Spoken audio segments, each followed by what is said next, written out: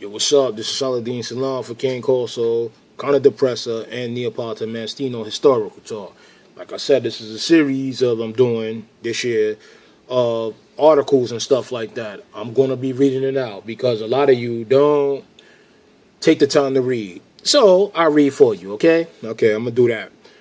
So this is where you learn the history. It says the description of the breed, right? And this is from a guy named Hector Swevelin. All right.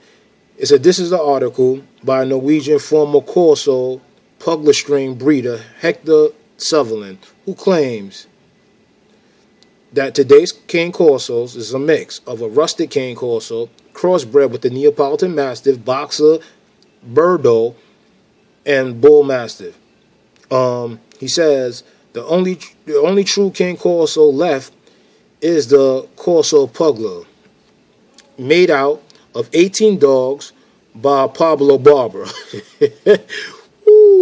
So who left the breeding program in 1986.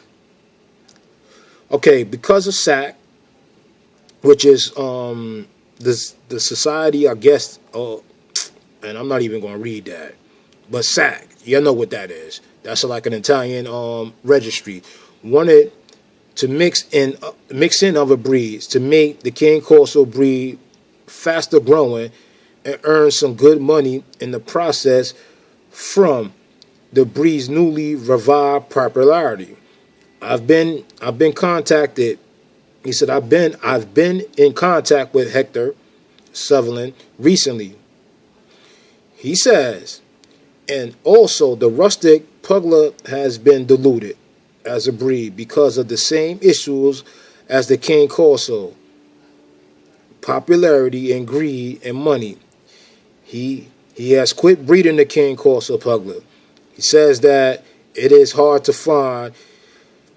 He said it's hard to find any true rustic corsos working dogs, and it's also extremely hard to find an undiluted corso pugler, as corso pugler Pablo Berber strain may after all not be more rustic corso than the cane corso bred by Sachs. That is to say, that is said, I have friends that have cane corsos who told me it's in the best watchdog that they ever had, and as I understand, by taking to Hector Sutherland's the pure breed pugler strain with scissor bite has been crossed back into the cane corsos of Sac. Hector has given up on the breed because the higher percentage of HD plague dogs, I guess that's hip dysplasia, with no working abilities left. There ain't any systematic HD checks through the X-ray. Yeah, that's the hip dysplasia. X-ray either. If there is no suspicion about it, which sounds a bit funny, according to Hector Sutherland, once a pure breed pugler strain of working dogs are extinct. And he said they're extinct. This is what this dude is saying. But here is a story about the Cane Corso breed that went down under, according to him. Oh man, hold up. Shit. Sorry, y'all. Tablet acting up. Oh, come on. All right, here we go. It says, today, Massimo Macho is an Italian breeder who only bred the scissor bite corsos and not the type with the undershot.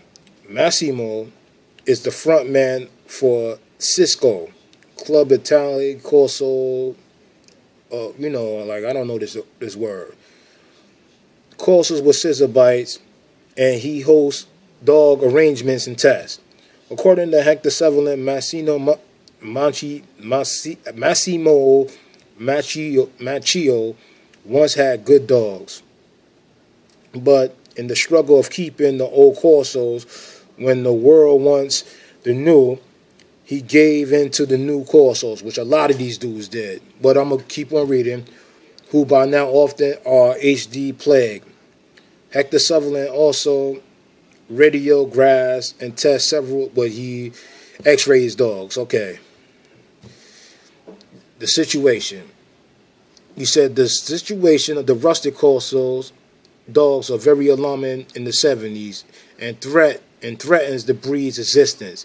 The breed was at one time not welcome among dog enthusiasts and was reduced to very low numbers of individuals despite the efforts of Banati and Professor Balada, who tried to revive the dog breed. And they said this was done, I guess, in the 70s. See what I'm saying about the holes in the story? I'm going to keep reading, but, yo, this is too many holes in the story. And I'm going to go on and expound what I'm talking about and the research that I found out. But, okay, the first thing he did was initiate a rescue operation, which this stuff is fully bullcrap, which was conducted by him and some other enthusiasts who had made contact with him after had read his article. Some of these were from already established dog environments with other SEI Molossia breed types. In 1983, they formed a SAC, Safeguarding Properties and Rescue of the Breed, was an organization primarily purpose. This group got to be a bit of a shock in October of '86 when Pablo Barber left SAC. There were several reasons why it happened. I have personally spoken to Pablo Barber on several occasions, and he have eaten dinner together several times, and we had plenty of time to discuss corsos, and I've gotten confirmation about why he did what he did in '86. The truth follows. The breed was organized on a primarily purpose. This group got a bit shocked. Okay, I just read that. Sorry. He said the true explanation follows here. Pablo Barber left the group because the group's intentions to destroy the breed rather than protect it and save it. I'm going to read that again. This is for all you guys that got Italian corsos that are not traditional looking. This is what this dude is saying, that this is what he got from Pablo Barber. He said, Pablo Barber left the group because the group intentions to destroy the breed rather than protect it and save it.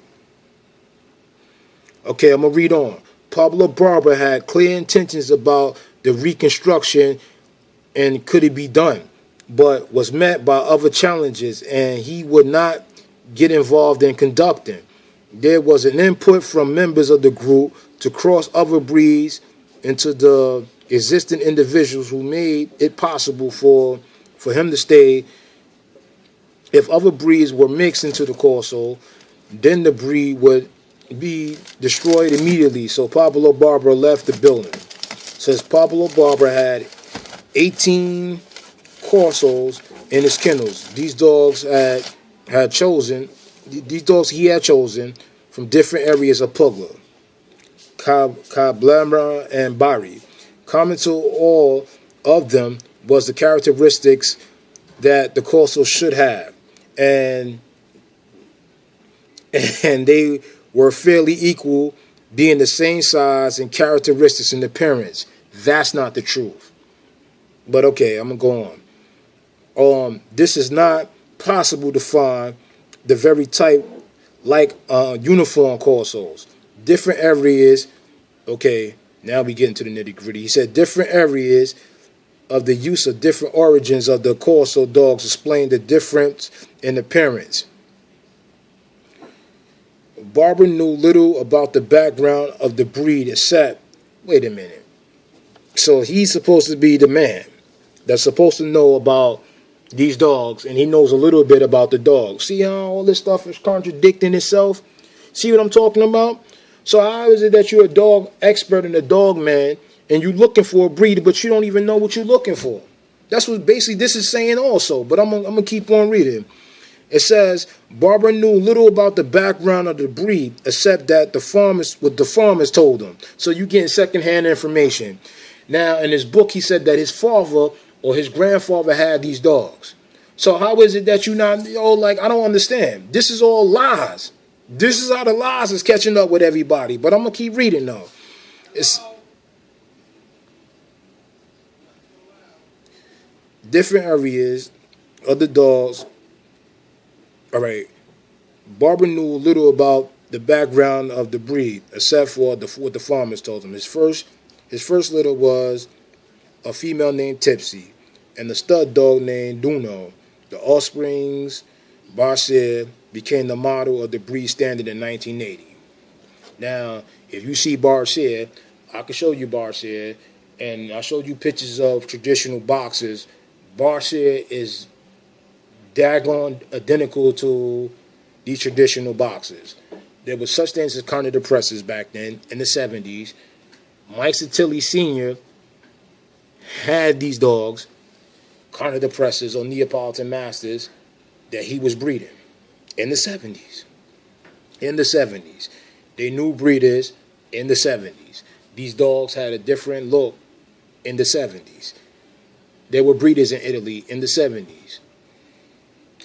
The carnivorous was still there in the 70s. So now, holes in the story. Okay. Whew. He said through selective breeding, Pablo Barber wanted to reach. Okay. All right. Hold on. After the Pablo Barber left Saks, he then constructed mostly of his own kennel and Mata something, and the help of the Bonzali brothers towards the entire breeding program to revive the breed. But the management of Sac was at the time Stefano Galdaffi, Giantino, all the founder dudes. And when the fatal decision was made after a while, the breeding program had to be alternated at any cost inside of Saks. And I mean the planned breeding that Pablo Barber advised Saks was not followed. And Saks did what they could to achieve the game, whatever they could win the most. A long-term breeding program takes time, and Saks did obviously not to have that. So was prepared written documents by Dr. Antino Mazzari, who at the time was sitting in the judge committee in 1987. So what this basically is saying to me that that's when they decided to change the bite from scissor to reverse scissor or undershot. So this is when they started breeding boxers into the dogs, which is detrimental. See what I'm saying? This is when the lie they were trying to cover up, because actually the Corso and the Neo, again, was one of the same breeds. This is telling you exactly who played what happened. If you're an enthusiast, you have to read. You have to read. You have to read. You have to study. It's very important, and this is what I was telling Jeff a long time ago on the aspect of the standard. Oh, we got the standard now. We should move forward. If the standard was based on a lie, how can we move forward? I'm going to say that again. If the standard was based on a lie, how can we move forward?